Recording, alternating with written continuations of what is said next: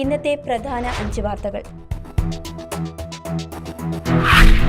ശബരിമലയിലെ സ്വർണ്ണപ്പാളികളുടെ അറ്റകുറ്റപ്പണി നിയമാനുസൃതമായി തുടരാമെന്ന് ഹൈക്കോടതി. എത്രയും വേഗം പൂർത്തിയാക്കി സ്വർണ്ണപ്പാളി തിരികെ സന്നിധാനത്തേക്ക് എത്തിക്കണമെന്ന് നിർദ്ദേശിച്ചു. ദ്വാരപാലക ശില്പത്തിൽ സ്വർണം പൊതിഞ്ഞതുമായി ബന്ധപ്പെട്ട രേഖകൾ പരിശോധിച്ചപ്പോഴും എത്ര സ്വർണം പൊതിഞ്ഞതെന്ന് വ്യക്തതയില്ലെന്നും 2009-ലും 2019-ലും സ്വർണ്ണപ്പാളികൾ കൈമാറിയതായി രേഖകളിൽ വ്യത്യസ്ത വിവരങ്ങളുണ്ടെന്നും കോടതി നിരീക്ഷിച്ചു. ഭക്തർ നാണയത്തുട്ടുകൾ എറിഞ്ഞതോടെ കേടുപാടുകൾ സംഭവിച്ചുവെന്നും അതിനാലാണ് സ്വർണ്ണപ്പാളി കൊണ്ടുപോയതെന്നുമാണ് ദേവസ്വം ബോർഡ് അറിയിച്ചത്. എന്നാൽ നടപടിക്രമങ്ങൾ പാലിക്കാതെ സ്വർണം കൊണ്ടുപോയത് പിഴവായിരുന്നെന്നും രേഖകൾ പരിശോധിച്ച് വ്യക്തത വരുത്തേണ്ടതുണ്ടെന്നും ഹൈക്കോടതി വ്യക്തമാക്കി. ഹർജി ബുധനാഴ്ച വീണ്ടും പരിഗണിക്കും.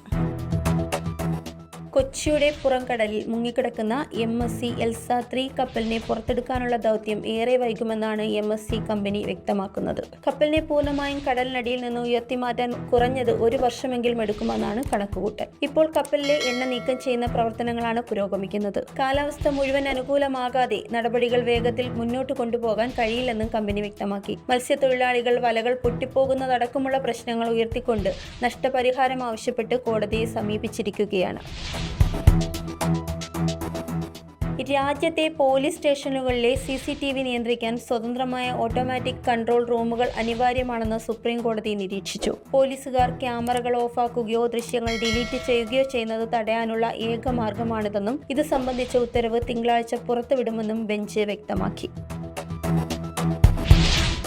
കൊല്ലം കൊട്ടാരക്കരയിൽ കിണറ്റിൽ വീണ് 3 വയസ്സുകാരന് ദാരുണാന്ത്യം. ബൈജുവിന്റെയും അമ്മുവിന്റെയും മകൻ ദിലിൻ ബൈജുവാണ് മരിച്ചത്. വീട്ടുവളപ്പിൽ കളിച്ചുകൊണ്ടിരിക്കുമ്പോഴാണ് കുഞ്ഞിനെ കാണാതായത്. തിരച്ചിൽ നടത്തുന്നതിനിടെ ഉയരം കുറഞ്ഞ കൈവരിയുള്ള കിണറ്റിൽ കുഞ്ഞ് വീണതാണെന്ന് മനസ്സിലായി. ഉടൻ നാട്ടുകാർ ചേർന്ന് രക്ഷപ്പെടുത്താൻ ശ്രമിച്ചെങ്കിലും സാധ്യമായില്ല. ശേഷം ഫയർഫോഴ്സ് എത്തി കുഞ്ഞിനെ പുറത്തെടുത്തു. ഉടൻ തന്നെ ആശുപത്രിയിൽ എത്തിച്ചെങ്കിലും ജീവൻ രക്ഷിക്കാനായില്ല.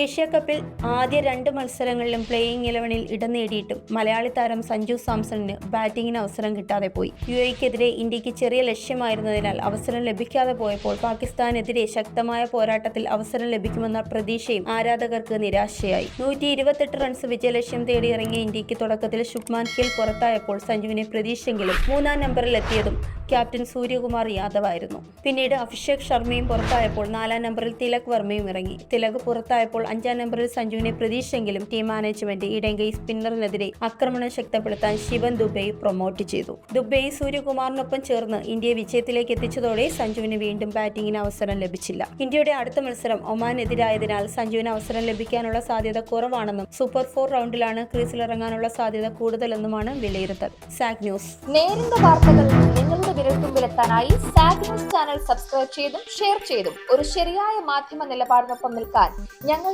നിങ്ങളെ ക്ഷണിക്കുന്നു.